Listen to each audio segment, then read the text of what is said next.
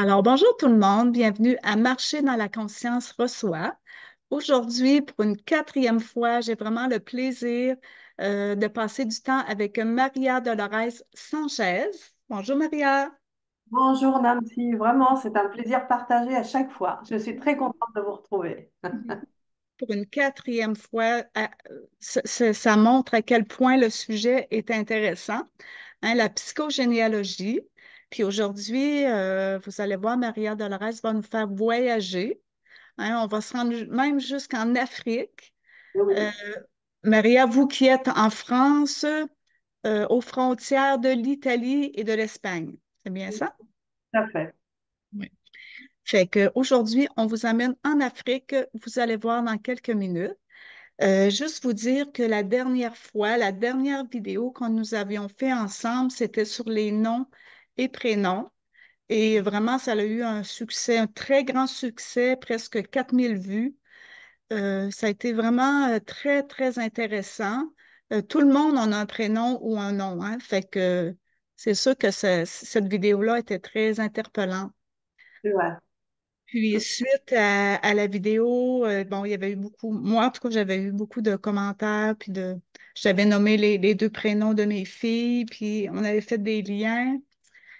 Alors, si jamais ça vous intéresse, vous pouvez retourner soit sur ma chaîne ou sur la chaîne de Maria Dolores, hein, de la Gazette de la psychogénéalogie. C'est ça?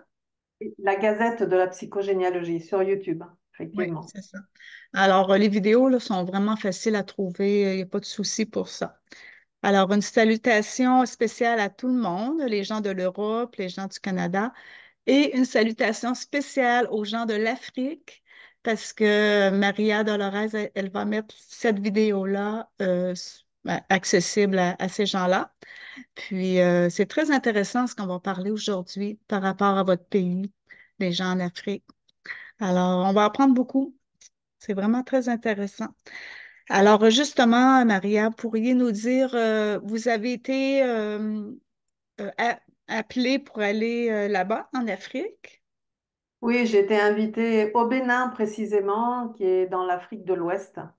Un tout petit pays comme ça, mais alors très chaleureux, vraiment un très bon accueil.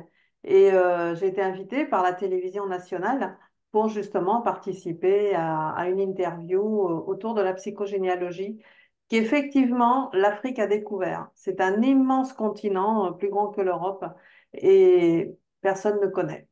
Donc, j'ai fait, il n'y a pas qu'à la télévision nationale que j'ai fait une interview, il y a aussi dans d'autres télé et émissions radio, et puis j'ai fait des conférences, des séminaires.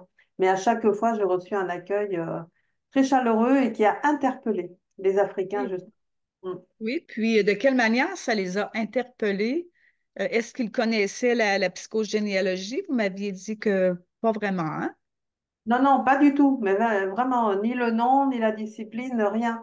Ils ont vraiment découvert ça et même les intervieweurs hein, qui étaient avec moi, ça a été la grande surprise de savoir qu'on pouvait porter des mémoires familiales en nous à travers notre ADN et de les transmettre évidemment à la descendance et que toutes ces histoires très anciennes dont on a perdu la mémoire en fait parce que quand c'est arrivé il y a plusieurs siècles, on ne se rappelle plus de rien. Oui. Mais par contre, l'ADN se rappelle parce que tout est inscrit dedans et ça nous fait répéter des événements ou des émotions, souvent nocives d'ailleurs, dans notre vie. Et c'est tout l'objet de la psychogénéalogie que les Africains ont découvert, puisque j'ai parlé des mémoires d'esclavage qui sont toujours vivaces aujourd'hui.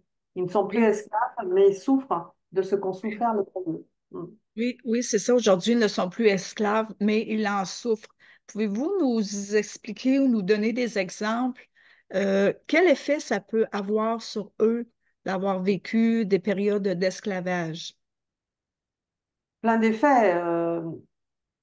Pour faciliter la chose, je vais vous donner un exemple, voilà, d'une patiente que j'avais reçue qui était martiniquaise, hein, martiniquaise et qui vivait en France. Et donc, elle était venue me voir en me disant, écoutez, j'ai une entreprise, mais je ne sais pas, elle peine à décoller, elle peine à se développer et j'y arrive pas. Curieusement, dans ma vie privée, c'est pareil. J'ai des histoires avec des hommes, mais ça ne tient pas. comme si je pouvais pas avoir de couple. Et puis j'aimerais bien aussi être en couple pour faire un enfant. Et même ça, je n'ai pas. Enfin, véritablement, pour elle, sa vie était un échec sur toute la ligne, quel que soit le domaine. Et bien sûr, financièrement, bien, c'était pas ça, quoi, étant donné que son entreprise n'arrivait pas à décoller. Et donc, elle était venue me voir. Bon, il a bien fallu choisir un problème. Et on était parti du développement de l'entreprise. Et en fait, ben, sous hypnose, bon, vous le savez maintenant, hein, dans Marcher dans la conscience, j'utilise l'hypnose quand j'ai les personnes devant moi physiquement, hein, évidemment, et pour remonter les mémoires familiales. Et sous hypnose, on était remonté à la mémoire d'un aïeul qui était en Afrique noire, et qui avait un commerce qui marchait très très bien, il était très heureux, il gagnait bien sa vie, sa famille était contente, enfin bon, tout allait bien pour lui, sauf qu'un concurrent ne savait pas comment s'en débarrasser. Et ce qu'il a fait, c'est qu'il l'a vendu à un négrier. Le négrier l'a fait enlever et l'a emporté en bateau aux États-Unis, où cet homme est devenu esclave. Alors bien entendu, hors de question pour lui d'être esclave, vu le statut qu'il occupait en Afrique, et il s'est échappé, il s'est évadé. Malheureusement pour lui, on l'a repris. Il a été fouetté, mais à sang dans le dos. Et là-dessus, bah, il a bien fallu continuer à vivre un peu plus soumis. De là, il est tombé amoureux d'une jeune femme esclave aussi dans la même plantation. Et ils ont eu une fille. Voilà. Et c'est dès lors qu'ils ont eu une fille que le maître s'est intéressé à eux et qu'il a dit non, non, non, pas de ça chez nous. Et il a séparé le couple, c'est-à-dire qu'il les a envoyés chacun dans une plantation différente. Ils ne se sont plus jamais revus. Et la fille, eh bien, il l'a récupérée. Donc, elle a grandi chez le maître. À un moment donné, quand elle était suffisamment grande, il l'a violée. Et tout ce qu'il savait, de toute façon, en toute impunité. Et de là, la petite a eu un fils. Et ce fils est devenu esclave aussi dans la même plantation. Bon, on va s'arrêter là parce que Ouais. forcément, lui aussi, il a eu des enfants esclaves, etc. Et en fait, on a compris au niveau de ma patiente que son problème général dans son entreprise qui ne fonctionnait pas, l'argent qu'elle ne recevait pas, les amours qui ne fonctionnaient pas et l'enfant qu'elle ne pouvait pas avoir, mais c'est qu'elle en était interdite. C'est son aïeul lui-même qui, par protection, par amour pour elle, lui disait, mais non, il faut surtout pas que tu crées une entreprise qui ait du succès parce que tu vas être visible. Si tu es visible, tu vas intéresser un concurrent qui va t'éjecter de ton milieu. Aujourd'hui, il n'y a pas d'esclavage, surtout en France ou en Martinique, même d'où elle était issue. Mais quand même, il disait, non, non, non, d'une manière ou d'une autre, tu perdras ton entreprise, tu disparaîtras. Pour le couple, c'était pareil. Le même aïeul lui disait, mais non, ne sois pas un couple officiel, parce qu'un couple officiel, il est visible. Dès que tu es visible, eh bien, on va te séparer. Tu vas, tu vas t'attirer des jaloux ou autres, peu importe. Mais en tout cas, le couple va se briser. Et avoir un enfant, non mais tu n'y penses pas, toujours le même aïeul lui disait, si tu as un enfant, on va te l'enlever. Et puis après, ben, on en fera ce qu'on en voudra. Donc c'était trop de douleurs et l'aïeul, pour ne pas que ma patiente les vive, ces douleurs, bloquait toute la mémoire.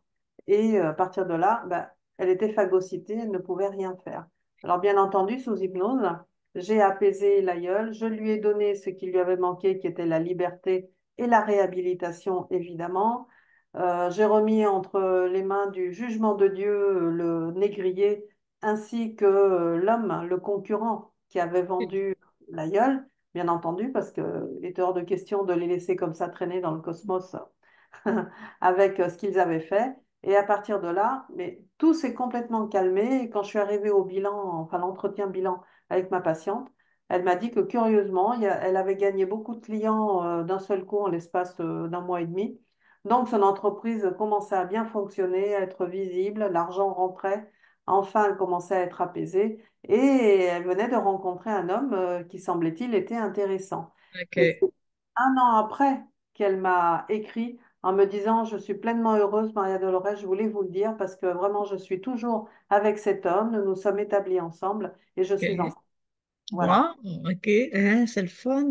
Puis, dans le fond, quand vous dites l'aïeul m'a dit ou interdisait à votre client, c'est dans l'inconscient là, que ça se fait. La mémoire est dans l'inconscient, mais la technique de l'hypnose permet de travailler avec l'inconscient. Voilà, c'est Oui. ça. OK. C'est un formidable réservoir d'histoires, de faits, évidemment, d'un tas de choses. Et c'est là où l'on va puiser les histoires et où l'inconscient est d'accord pour les délivrer. Alors, il ne va Oui. pas délivrer tout, parce que ça serait énorme, mais Oui. il va délivrer juste l'histoire qui nous intéresse et qui est en rapport avec la problématique ou la souffrance du patient. Oui. OK. Donc, sous hypnose, les gens que vous rencontrez en personne, mais vous n'en faites par vidéo. Faut le dire aux gens, là. Puis là, c'est votre côté de médium hein, que vous utilisez.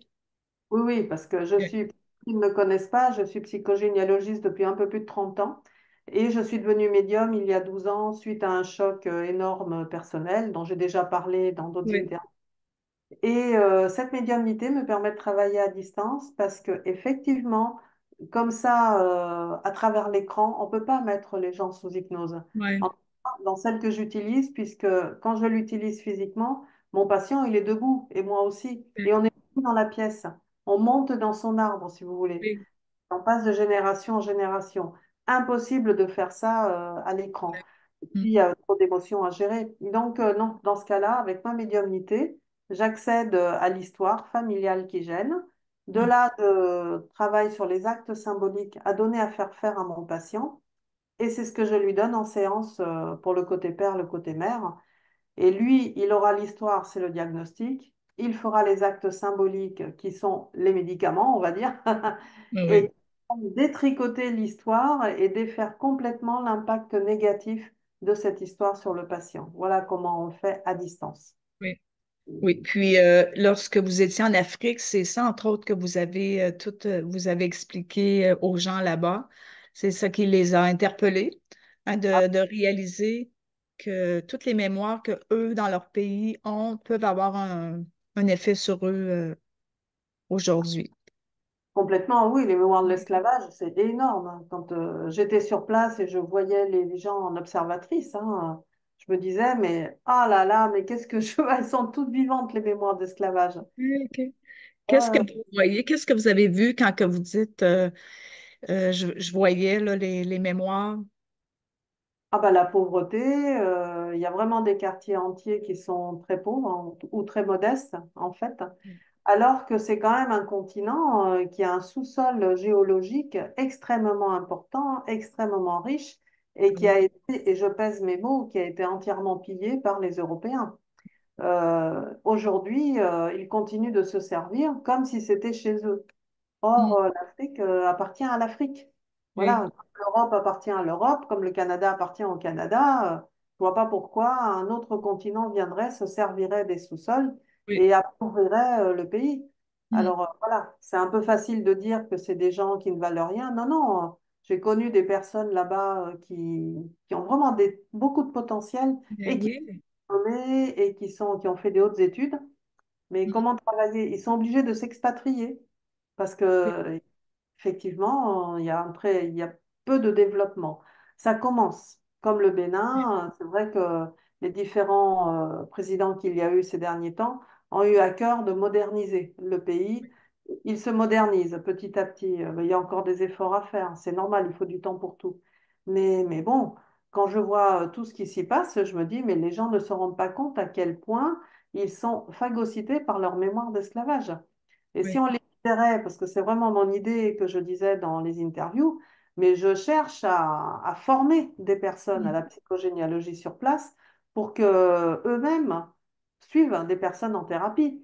Parce que Oui, ces petits bras musclés, j'en ai que deux et je ne pourrais pas former un continent entier. oui, c'est ça.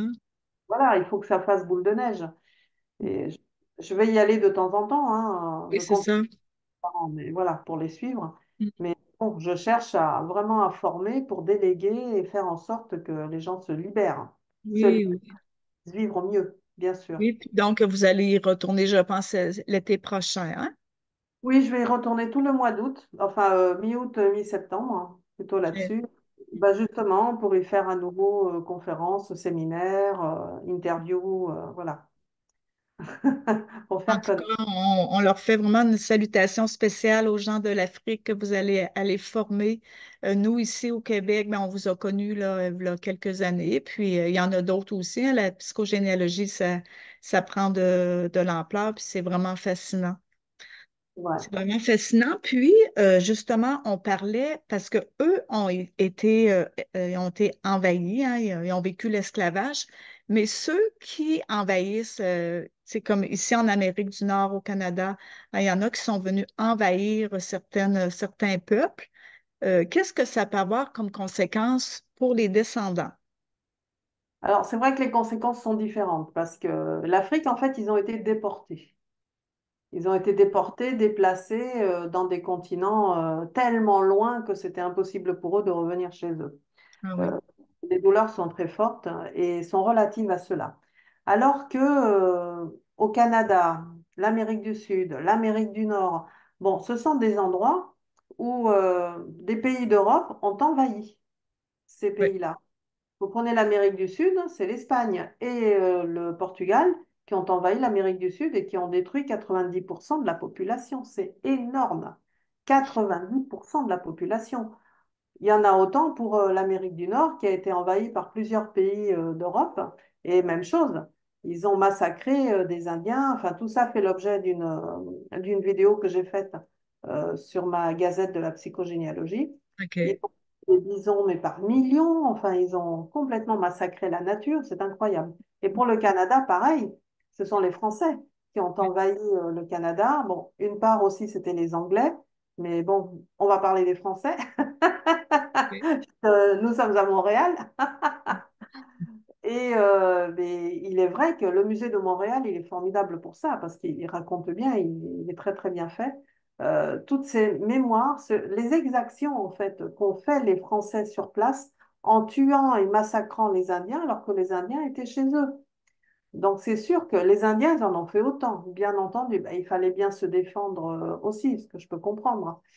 Donc, les mémoires d'aujourd'hui qu'ont les descendants qui sont établis, dont vous faites partie, mais évidemment, il y en a beaucoup d'autres, vous descendez de ceux qui se sont établis au Canada, eh bien, ça va être des mémoires de j'ai le droit de posséder, j'ai le droit de prendre ceci. On va être dans l'autoritarisme. Donc, ça, c'était pour ceux qui avaient envahi le Canada. Oui, Non, pour ceux qui s'y sont établis en famille entière et dont la moitié des familles ont été massacrées par les Indiens, alors cela, la descendance de ces familles-là va connaître des peurs aujourd'hui.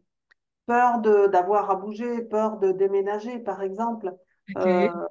voilà, peur d'être visible. Donc, des personnes qui auront du mal à sortir, par exemple, la sociabilité en un seul mot, hein, asociabilité. Donc, des personnes qui auront peur des gens et qui auront du mal à se faire connaître, à être visibles, en fait, à avoir confiance en eux ou à avoir confiance tout simplement à autrui, puisque les Indiens de l'époque avaient massacré leur famille. Euh, donc tout ça joue énormément, toujours aussi dans la descendance d'aujourd'hui au Canada, au Québec. Oui. Donc, on peut être dans notre génération à nous, puis vivre ce que vous avez dit, hein, les exemples, puis tout ça, tout ça descend de notre histoire, de ce qui s'est passé il y a des centaines d'années. Hein? Le Canada, c'est 18e siècle, hein, si mes souvenirs Oui. sont. Oui, c'est ça. Euh, donc, parfois, on ne le sait pas, hein, qu'est-ce qui se passe, pourquoi que je vis ça. Fait que souvent, ben, ça peut être des mémoires comme ça, hein, des mémoires là, qui viennent de notre descendance. Ah, mais ça peut même aller plus loin au niveau de la santé. Je ne vous l'ai pas dit, mais j'ai fait une conférence au Bénin dans une grande école hein, qui forme les élites de demain au niveau de l'environnement, la santé publique. Hein. OK. Et le développement durable. Bon, mais je leur ai donné beaucoup d'exemples dans le monde où il y a plusieurs siècles, il y a des zones dans le monde qui ont été complètement polluées, pourries et qui aujourd'hui sont devenues stériles, où les personnes qui à l'époque y travaillaient, alors ça pouvait être dans des mines, ça pouvait être dans des lacs, ça pouvait être, voilà, qui en OK. sont mortes de OK. nocifs qui les ont pollués et empoisonnés. Et on se retrouve 300 ans après avec des descendants qui vont avoir de l'asthme, qui vont avoir les poumons complètement bousillés et sans savoir pourquoi et qui Oui, vont en mourir. Et ça, mais c'est quelque chose de lamentable, hein. Donc oui, j'alerte justement ces futures élites en disant, vous êtes les ancêtres des descendants dans 200 ans. Donc oui, attention à ce que vous signerez comme loi, comme décret, etc., pour protéger soi-disant un environnement. Attention, parce que vous pouvez tuer des gens dans 200 ans à cause de vos actes. Et ça, on n'y pense pas toujours à cette, comment on dit, cette perspective. On pense à la perspective du passé, mais pas à celle du futur. Donc, on a tous une responsabilité sur notre action sur l'environnement oui, et les personnes, forcément. Donc, la santé, c'est important aussi. oui, Et prenez le Québec, il y avait eu énormément d'incendies à une certaine époque parce que justement, bah, c'était le meilleur moyen pour se défendre. Les Indiens envoyaient des flèches qui étaient enflammées, bah, les Français pareil, etc. Et bah, on se retrouve aujourd'hui avec des personnes qui vont avoir des traces sur la peau sans savoir pourquoi. Donc les traces de vitiligo, par exemple, ça c'est le sang qui oui, agit de l'époque. Il va y avoir des traces noires aussi sur le corps, qui sont les traces de suie ou de brûlure. Et il va y avoir aussi des problèmes d'asthme parce que bah, tout ça dégage des fumées hein, et qui sont toxiques pour les personnes. Donc, oui, oui, c'est incroyable. Et quand oui, on fait en psychogénéalogie, on apaise les mémoires qui ont été touchées, qui sont mortes dans des conditions terribles, et ça apaise le descendant d'aujourd'hui jusqu'à voir s'effacer les traces sur la peau. Ça, je l'ai vu sur des patients. Donc, je sais que c'est vrai. oui. C'est vraiment impressionnant. On le voit dans le corps physique, que ça peut avoir des effets jusque dans notre corps, Ah hein, oui, des choses qui se sont passées il y a plusieurs centaines d'années. C'est vraiment euh, impressionnant. oui. Hein. Alors, imaginez avec Tchernobyl, imaginez avec les deux tours jumelles. OK, Parce que les deux tours jumelles, on n'en parle pas, mais il y a, dans les années qui ont suivi l'effondrement des tours jumelles, il y a 100 000 New-Yorkais qui sont morts à OK, cause de l'amiante, parce que les deux tours étaient construites avec de l'amiante, et tout cet OK, amiante a créé un nuage énorme sur New York, et 100 000 New-Yorkais sont morts de ce nuage de l'amiante. Les personnes en parlent, on ne parle que, entre guillemets, hein, parce que ça reste un drame, des 2800 morts, je crois, dans les tours, avec les pompiers aussi. Donc, oui, c'est énorme. Et les oui, descendants de cela 20 ans après, c'est ceux qui ont 20 ans aujourd'hui, hein. oui, c'est ça. Mm. Enfin, pas pour les petits, pour les tours jumelles, oui. Tchernobyl, ils ont une trentaine d'années. Bah, donc, les descendants, ils se payent des cancers, ils se payent un tas de choses. C'est effroyable, hein. Donc, il faut vraiment remonter les mémoires familiales Mm. pour les apaiser et ça s'annule aujourd'hui. Oui, puis la bonne nouvelle, c'est qu'il y a des moyens hein, de vous consulter ou d'en prendre conscience au moins que ça peut venir de là, de des événements comme ça. C'est explicable. Puis quand vous voyez, exemple, sur la peau, des problèmes de peau qui se règlent, c'est vraiment c'est l'exemple parfait, hein. Très impressionnant. Puis maintenant, on va rester dans les lieux, dans les exemples des maisons, des lieux. On avait parlé un petit peu la dernière fois lorsqu'on a parlé des prénoms, les gens qui vont donner un prénom qui a appartenu à un ancêtre, exemple, un petit bébé. Puis Mhm. parfois, il y a des gens qui restent même dans la maison de cet ancêtre-là, soit un grand-père, un arrière-grand-père. Puis j'ai entendu des cas que vraiment les gens se sont questionnés, ils se demandaient si est-ce que ça se pourrait que, tu sais, c'est la maison là, de notre arrière-grand-père. Est-ce que ça peut avoir des effets? Ça Oui, va- Oui, j'ai eu le cas, alors c'était pas un patient, c'était un ami, il y a longtemps de ça, qui avait acheté une maison en France, hein, dans le centre de la France. C'était un vieux corps de ferme, alors apparemment magnifique, avec des terres autour, un lac, enfin bon, c'était très beau. Il a eu un coup de foudre et il l'a acheté. Alors comme il était très bricoleur, il adorait ça. Il m'avait dit, j'y passe toutes mes vacances, des fois des week-ends prolongés pour rénover, le faire à ma sauce. Bon. Et le problème, c'est que très vite, il s'est aperçu qu'il y avait des manifestations. son chien, par exemple, qui aboyait au milieu de la nuit, devant une porte. Et il ne savait pas ce qui se passait. Ils ouvraient la porte, il n'y avait personne derrière. Ou alors, bon, il y a eu plusieurs manifestations qui avaient agacé mon ami. Et un jour, il s'est énervé. Il était sur un placard qui voulait pas s'ouvrir. Et puis, il tirait dessus. D'un seul coup, il s'est ouvert. Et puis, ça l'a tellement énervé que, blam, il l'a fermé à toute vitesse. Et sa main s'est couverte de sang. Et il y avait que des choses comme ça. Ou alors une porte de sortie qui, pendant toute la nuit, n'avait pas voulu s'ouvrir. Et puis, ben, au matin, il l'ouvre et elle s'ouvre normalement. Donc, un jour très agacé, il m'en parle. Elle me dit, mais qu'est-ce que tu en penses? Je ne sais pas du tout ce qui se passe. Ben, je lui dis, tu devrais te renseigner auprès de la mairie parce que c'est une maison très ancienne, ce corps de ferme qui avait plusieurs siècles, 6 siècles, je crois, si je me souviens bien. Et il faudrait que tu demandes l'historique, savoir ce qui s'est passé. Bon. Donc, il y va à la mairie, au service historique, je ne sais plus comment ça s'appelle. Il va dans les archives et là, il était stupéfait. Il se rend compte que le tout premier qui avait bâti ce corps de ferme, puis qui après s'était agrandi, etc., il s'appelait Pierre comme lui, donc il OK. portait le prénom. Il portait le même nom de famille, bon, que je ne vais pas citer ici pour le protéger. Il portait le même nom de famille et en fait, c'était son ancêtre. Et là, il a découvert ça et apparemment, cet ancêtre n'était pas du tout d'accord avec lui pour qu'il rénove la maison à sa manière. Il OK. aurait voulu, c'est qu'il le rénove à l'identique. Ouais, ouais, ouais. Ah oui, oui. Et quand il a vu ça, il m'a dit, mais bon, qu'est-ce qu'on en a à foutre? Ça fait 6 siècles qu'il est parti. Je vais quand même pas faire tout comme au Moyen Âge. Et bah, il faudrait que tu fasses ou des prières ou que tu t'adresses à lui. Non, j'ai pas envie.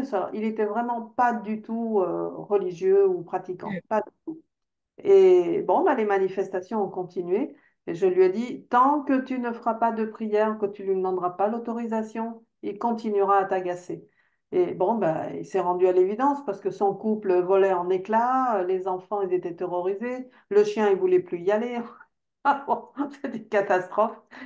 Et puis, il avait des accidents dans les rénovations qu'il menait. Donc, un jour, il en a eu marre. Il s'est dit, bon, allez, quitte à être ridicule, eh bien, je le fais, je vais faire une prière. Je crois que OK. c'était la première fois de sa vie qu'il faisait une prière. Il s'est adressé à son aïeul et à partir de là, tout s'est arrêté. Il a pu rénover et c'est vrai que j'ai vu cette ferme quand elle était entièrement rénovée. C'était magnifique. Ah oui. Oh, Puis, magnifique. est-ce que cet aïeul-là, est-ce que c'était l'âme du monsieur qui était resté là pendant 6 siècles ou c'était dans le cerveau de de Pierre, là, du monsieur que vous connaissiez? Non, je Si? pense que c'était l'âme de son aïeul, OK. père aussi. OK. Et alors, je pense pas qu'au bout de 6 siècles, il soit resté coincé là, quoi. À Oui. mon avis, il a dû revenir en se disant, tiens, il y a quelqu'un qui a acheté le corps de ferme parce OK. que c'était inhabité pendant un bon siècle, hein. Donc, OK. c'était Ah, bien rangé, il y avait des animaux, il y avait, enfin bon, la nature avait aussi gagné ses droits. Et je pense que l'âme a dû revenir à ce moment-là oui. en se disant, mais qui sait, mais c'est mon descendant qui est dedans, mais comment il va rénover ça? Ah oui. Et puis, ça lui a parlé plus. Ouais. C'est très intéressant. Nous, ici au Québec, dans les rangs ou en campagne, il y a souvent des vieilles maisons que les gens rachètent ou de famille en famille, hein, que la maison se lègue. Mais c'est assez fréquent qu'on entend des cas, hein, soit qui sont bien dans la maison ou qui ne sont pas bien.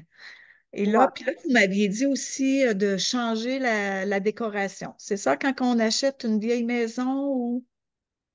Alors, soit quand on l'achète, de toute façon, il faut changer l'énergie du lieu parce que vous ne savez pas quand vous avez acheté un bien ce qui s'y est passé, Oui, euh, les histoires qu'il y a pu y avoir, etc. Donc, de toute façon, il faut nettoyer énergétiquement. Je ne parle pas de faire le ménage avec de l'eau de Javel, c'est vraiment énergétiquement au niveau OK. dans la maison parce que la maison, elle a sa propre aura aussi. Et l'aura de la maison, elle est nourrie par l'aura des habitants. OK. Si ça s'est très bien passé, il y a des lieux comme ça, quand vous rentrez, c'est une Ah, merveille. Vous rесteriez dormir sans problème. Et puis d'autres, ça vous fait fuir tellement l'air est OK. électrique. Et oui, Oui. c'est les Mm. habitants qui ont créé ça.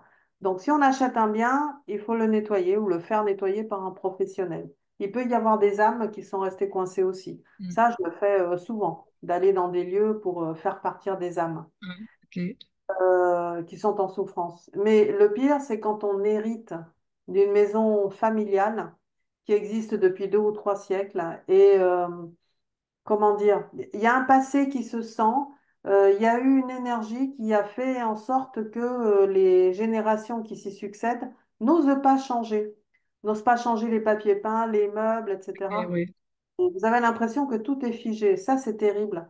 Donc, non seulement il faut nettoyer les mémoires qui sont restées, mais en plus, il faut vraiment tout rénover, tout changer. Changer les papiers peints, la peinture, les meubles, les pièces également. On peut casser des murs pour agrandir. Parce qu'autrefois, comme on n'avait pas l'électricité ni le chauffage, les pièces étaient petites pour garder la chaleur pour les personnes. Aujourd'hui, c'est plus du tout ça. On a envie d'espace, hein, on a envie de respirer. On a des radiateurs et on perce des fenêtres pour créer des baies vitrées pour faire rentrer le soleil, la lumière naturelle. Donc, il ne faut pas hésiter vraiment à changer les plans de la maison et à tout rénover. Mais comme l'avait fait Pierre à un moment donné, il faut penser à demander l'autorisation aux ancêtres qui étaient là avant nous, puisque c'est la maison familiale. Eh oui, c'est un signe de respect. Oui. Oui. Puis, votre ami s'appelait Pierre, comme son ancêtre de là, six siècles. C'est quand même, hein, ça correspond à ce qu'on avait parlé la dernière fois, les prénoms. Les parents de votre ami Pierre, probablement, qui ne l'ont pas appelé Pierre à cause de cet ancêtre-là. Par hasard, Mais dans l'inconscient familial, il devait s'appeler Pierre. c'est ça. C'est des bons exemples parce que ça revient à la mode, hein, les noms, de redonner un nom d'un grand-père ou d'une grand-mère. On l'a très bien expliqué la dernière fois, nous l'avez très bien expliqué, mais il faut être conscient que ce prénom-là porte la charge de l'ancêtre. Mm. Ah oui, Mm. oui, et pas que le prénom lui-même, hein, Oui, l'initiale du prénom. Du moment que c'est la même initiale, même si le prénom change, vous pouvez vous appeler Pierre, avoir eu un problème il y a 5, 6 générations, et puis tous les Pierres, les Philippe, les Pierrettes, les Pierrick, OK, les oui. je sais pas quoi, enfin tous les prénoms démarrant par P vont se retrouver avec le problème du Pierre d'origine. Donc ça, c'est un vrai souci. Ouais. Oui, c'est très important de le savoir parce que Puis avec vous, on l'avait bien expliqué ça aussi, mais on peut aller voir qu'est-ce qui s'est passé. Moi, je l'ai fait pour les deux prénoms de mes deux filles, puis leur deuxième nom aussi. Hein. Puis, dans le fond, nous libérer de la charge de ce prénom-là. En tout cas, Absolument. oui. Ça se fait en quelques rencontres. On peut le faire avec vous. Je Oui, l'avais fait. oui, bien sûr. Ensuite, secret de famille. Hein. On entend souvent ça, ce mot-là, secret de famille. Puis là, vous avez un bon exemple, ça va certainement aider des gens aussi, peut-être à la maison, d'une femme qui voulait un deuxième enfant. Mhm. Donc, si vous avez de la difficulté à avoir un enfant ou des problèmes avec les enfants, cet exemple-là est vraiment très intéressant. Vous nous aidez à comprendre des choses. Donc, pouvez-vous nous en parler? Et bien sûr. Oui, oui, j'avais une patiente qui était venue me voir qui avait 37 ans et qui m'avait dit qu'elle avait un petit garçon déjà de 8 ans et que depuis 8 ans, avec son mari, ils cherchaient à faire le deuxième enfant et ils n'y arrivaient pas. Oui, Alors que le premier était arrivé tout de suite, vraiment quand il l'avait voulu, et le deuxième, rien à faire. Et elle me disait, je comprends pas parce que si on était fertiles tous les deux pour le premier, oui. pour le système médical, c'est toujours pareil. Pour eux, tout était normal, c'était mécaniquement tout allait bien, c'était soi-disant dans la tête de ce couple que si ça bloquait. Et donc je l'avais mis sous hypnose. Et là, curieusement, alors que d'habitude c'est entre la 6e et la 10e génération, quand on remonte dans les générations où se trouve le nœud familial, eh bien Oui. là, c'est la mère de ma patiente. Ah, donc c'était très proche. Ah ben, très proche, oui, puis elle était vivante. Euh, OK. Donc, la mère, sous hypnose toujours, hein, c'est encore une fois, quand je dis l'aïeul me disait que, c'est Ouais. parce que le patient parle, il devient l'aïeul, c'est comme si on l'appelait. Vous voyez, je donne toujours l'image du coucou suisse qui sort de sa boîte quand c'est l'heure et puis qui re-rentre dedans, OK. voilà, jusqu'à l'heure suivante. Eh bien là, c'est pareil. Et la mère, donc par le biais de sa fille, ma patiente, me dit, oui, moi j'ai eu un traumatisme dans ma vie. C'est que quand j'étais petite, donc j'étais oui, la deuxième, c'est ça. J'étais la deuxième, j'avais mon petit frère, mon grand frère qui était là, et moi je suis arrivée. Et à l'âge de 5 ans ou 6 ans, je me souviens plus, elle me dit, mes parents m'ont donné à un oncle et une tante qui ne pouvaient pas avoir d'enfants, ils étaient stériles, et on m'a pas demandé mon avis, ils m'ont prise et ils m'ont dit, allez, tu vas habiter avec eux parce qu'ils ne peuvent pas avoir d'enfants. Et pour elle, ça a été horrible parce qu'elle m'a dit, j'ai eu l'impression d'avoir été un pion, comme ça. Pourtant, 5 6 ans, on commence à être grand, à réfléchir. Et elle me dit, j'ai été épouvantable avec mon oncle et ma tante parce que je ne voulais pas y rester. Et elle y est restée 5 6 ans, pareil. Jusqu'à arriver à l'adolescence où là, en plus, le phénomène de l'adolescence, Oui, oui. l'agressivité. Au bout d'un moment, l'oncle et la tante, ils n'en pouvaient plus. Ils l'ont renvoyé chez elle. Ils ont dit, allez, on ne te supporte plus, on ne veut plus te voir du tout. Tu es OK. insupportable. Bon, elle est revenue chez les parents, mais entre-temps, en 5 6 ans, il y en avait d'autres qui étaient nés dans la famille et elle n'a plus retrouvé sa place. C'est-à-dire que les chambres, bah, elles étaient toutes prises par les enfants. Et elle, bah, on lui a dit, bah, écoute, hein, puisque tu es invivable, tu n'as pas voulu être là-bas, tu aurais été choyée en étant toute seule, etc. Eh bien, on va te mettre dans le couloir et puis ben, le matin, tu rangeras tout, le soir, tu installes ton lit et puis elle a fait ça ben, tous les jours. Donc, les frères et sœurs l'ont pas accepté parce qu'ils ne comprenaient pas. Ils disaient, on est quand même nombreux, on est 6 ou 7, qu'est-ce que tu avais? Là-bas, tu aurais été tranquille, tu aurais eu ta chambre, tes jouets, tu étais toute seule. Ben non, mademoiselle n'était pas contente.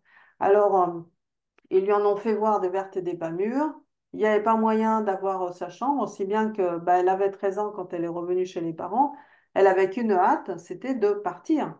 Et OK. elle s'est dit, ah, le seul moyen, c'est de me marier. Et elle s'est OK. mariée avec le premier venu, vraiment, qui lui a fait la cour à 17 18 ans. Bon, ça a été l'âge de la majorité. Boum, elle est partie, elle s'est mariée. Et là, elle a eu ma patiente. Donc, très contente, elle a choyé sa fille. Elle n'a jamais rien dit de ces histoires-là, bien sûr, parce qu'elle se disait, ça intéresse qui? Toutes les larmes que j'ai versées, l'agressivité et tout. Sauf que au moment d'avoir un deuxième enfant, elle s'est dit, ah non, moi, j'aurai pas de deuxième enfant parce que j'étais la deuxième et je me suis fait avoir. Donc, je n'aurai pas de deuxième enfant. Et donc, elle a élevé ma patiente en fille unique. Et curieusement, ma patiente, quelques années plus tard, décide d'avoir un deuxième enfant et blocage. Voilà. Et ce que disait la mère, c'est sous hypnose, la mère me disait, mais oui, ma fille n'aura pas de deuxième enfant parce qu'elle risque de se le faire enlever par Oui, sa famille, oui, c'est ça.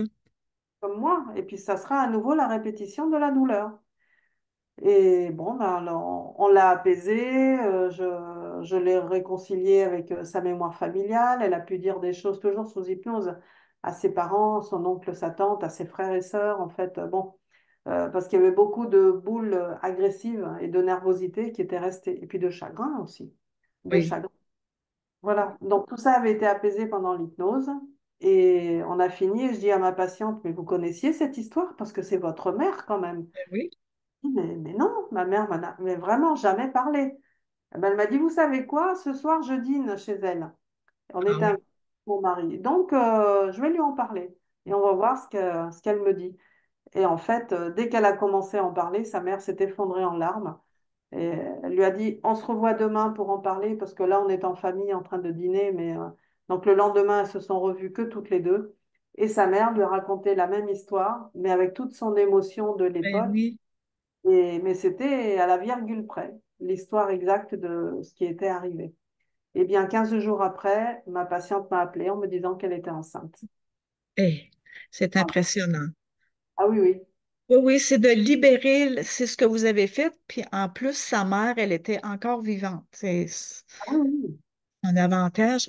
Puis elle a eu, suite à ça, elle a pu avoir son deuxième enfant. Ah oui, oui, mais ce que j'aime beaucoup, c'est quand les patients me disent j'ai vérifié l'histoire. Ça, Oui.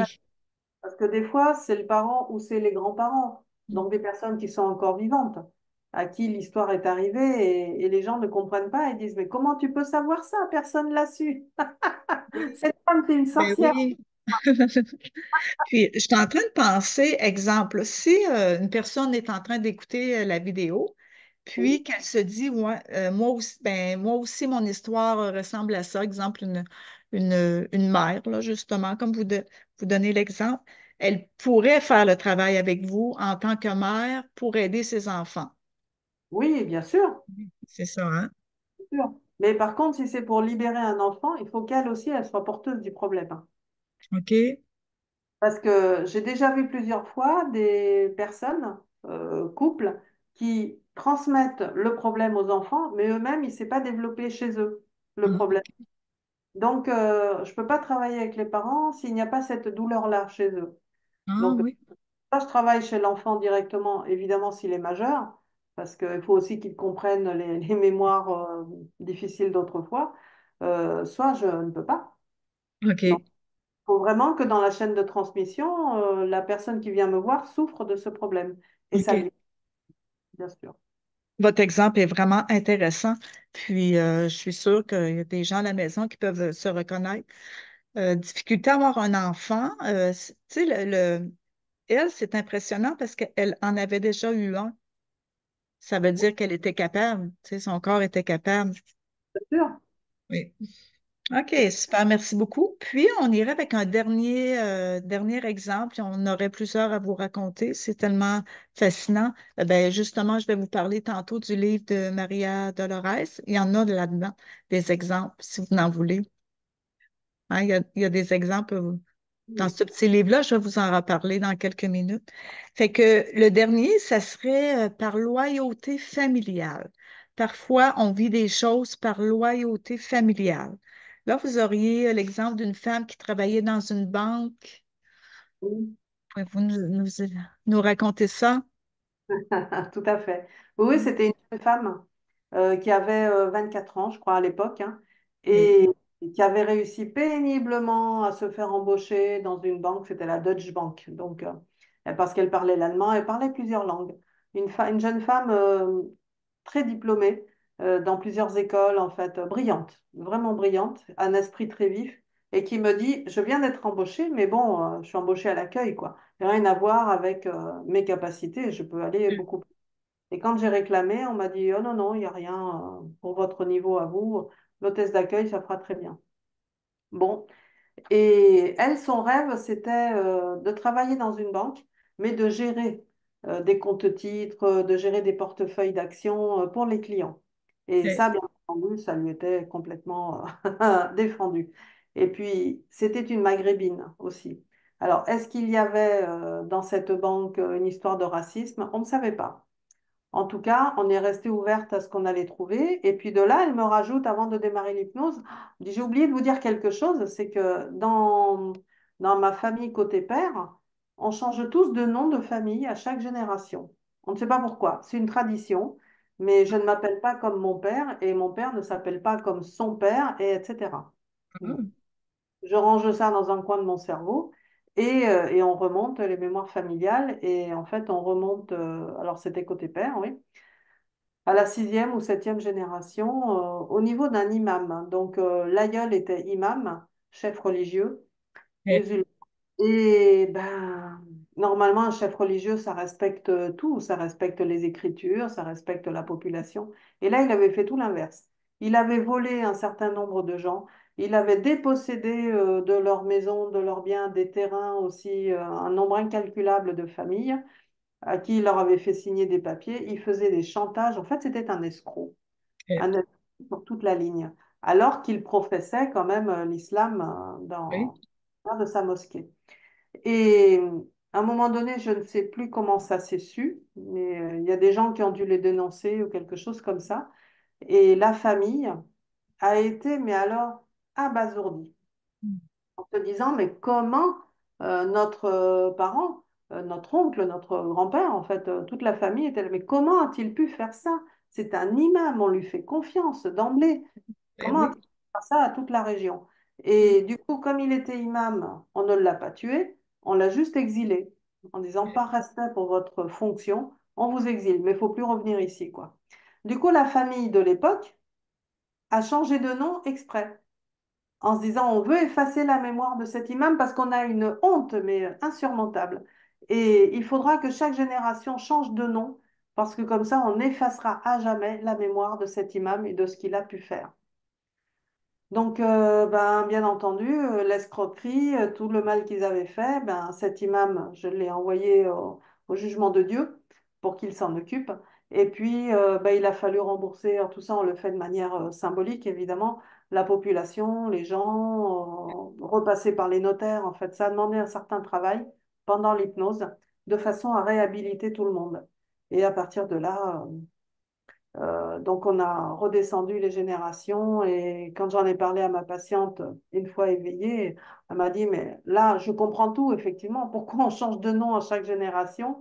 Et elle m'a dit, il me semble, il y a une rumeur qui court dans la famille, comme quoi on aurait eu quelqu'un, un imam qui aurait volé la population. Mais elle m'a dit, on n'y croyait pas, Ok. tellement pas possible, tellement c'était pas possible. Donc, elle a quand même été voir ses parents et ses grands-parents. Donc, les grands-parents étaient là-bas, je ne sais plus si elle était algérienne, enfin, donc le pays dont elle était issue, et qui lui ont confirmé, ils lui ont dit, ah oui, oui, oui, oui, oui, c'est une vraie Ok. histoire, pas qu'une rumeur. Mais on a tellement honte de ce qui s'est passé que personne ne veut en parler. Donc, mais tu as eu raison de défaire ça. Et dans la vraie vie, donc après, on avait fait la deuxième mémoire côté mère, bon, qui révélait d'autres histoires aussi.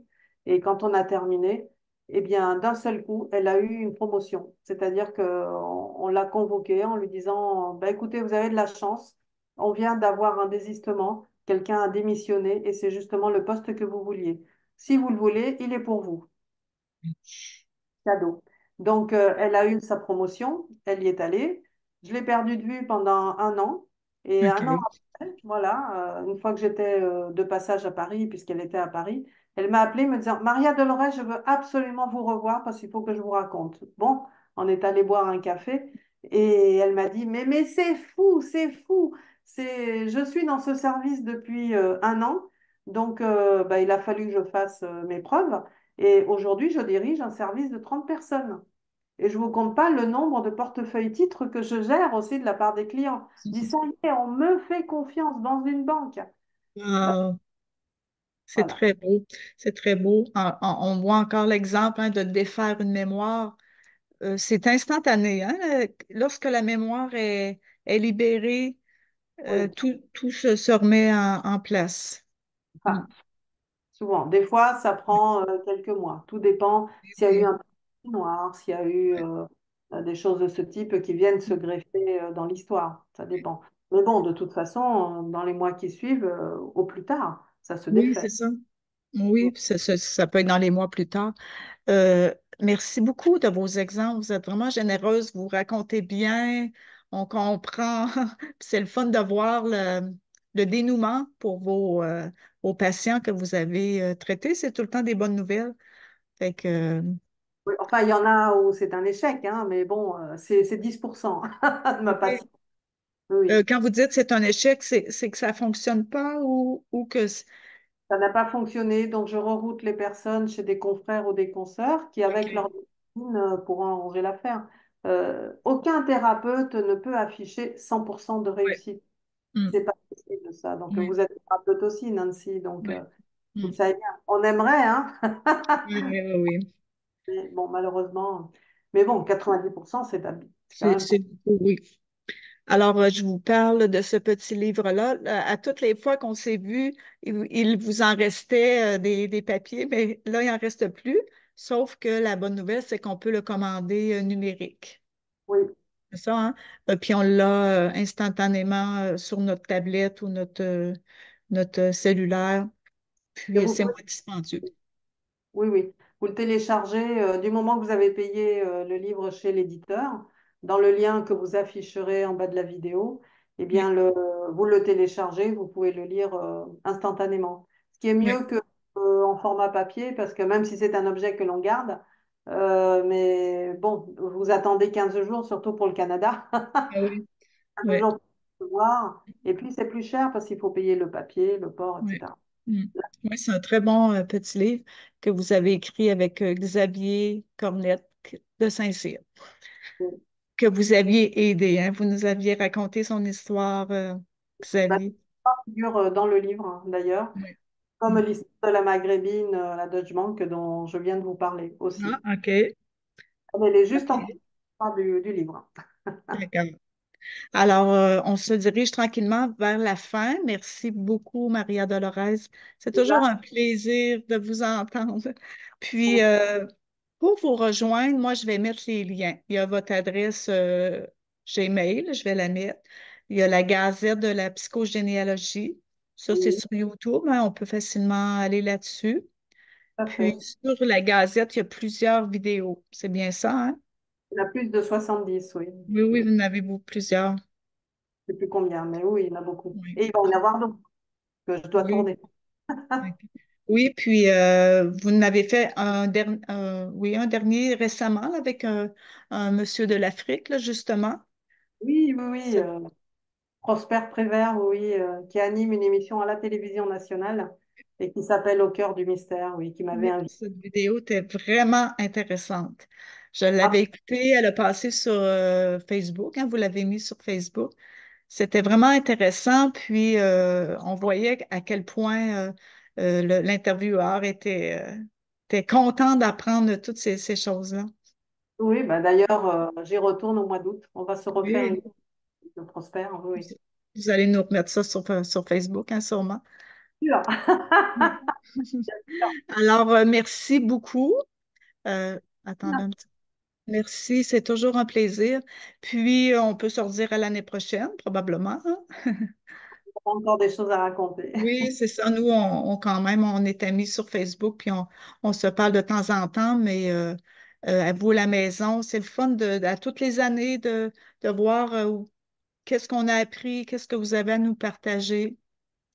Alors, merci beaucoup à la maison de nous avoir écoutés, puis gênez-vous pas pour mettre des commentaires, c'est toujours le fun, toujours intéressant de savoir ce que vous pensez de la vidéo qu'on a fait ensemble. Fait que mettez-nous des commentaires, là, c'est toujours un plaisir. Oui. Maria Dolores, auriez-vous un mot de la fin à nous partager? Bah, écoutez, je suis toujours très heureuse de discuter avec vous et puis ça me rappelle les moments où j'étais au Québec aussi et où j'ai fait des conférences et des séminaires. J'aimerais bien y retourner d'ailleurs, j'y Oui, pense. Mais bon, oui. pour l'instant, c'est l'Afrique et je peux pas être partout. C'est sûr J'aimerais que bien. l'Afrique et le Canada, c'est vraiment les opposés, mais vous serez la bienvenue si vous décidez de venir un jour. Il y a plusieurs personnes qui vous attendent, c'est sûr. Je crois, oui. Alors, bonjour tout le monde, puis on se dit à la prochaine. Au revoir Nancy. Au Merci. revoir. Bye bye.